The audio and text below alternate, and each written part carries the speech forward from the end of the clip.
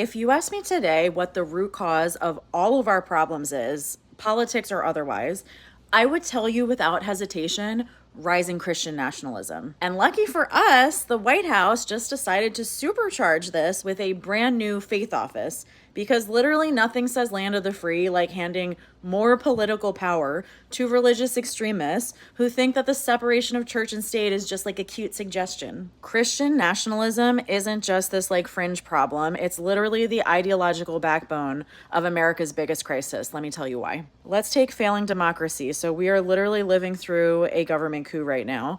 Christian nationalists believe the US was founded on a Christian nation. Spoiler alert, it was not. And they push laws that privilege their religious beliefs over democratic principles. They're behind voter suppression. They're behind election denialism, January 6th.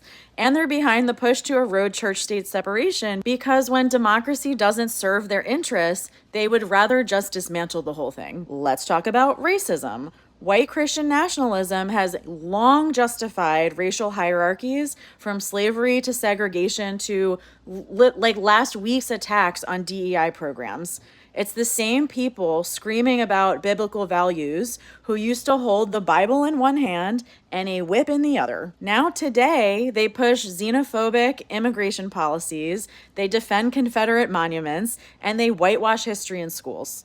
Let's talk about restrictions. The anti-rights movement isn't about protecting life. It's about enforcing Christian fundamentalist views on everyone. The same crowd that's forcing births is also blocking maternal health care, contraception, and sex ed. Because like we say in our podcast all the time, it's never about the babies and it's always about the control. Let's talk about attacks on gay and trans rights. So Christian nationalists aren't just against LGBTQIA plus rights.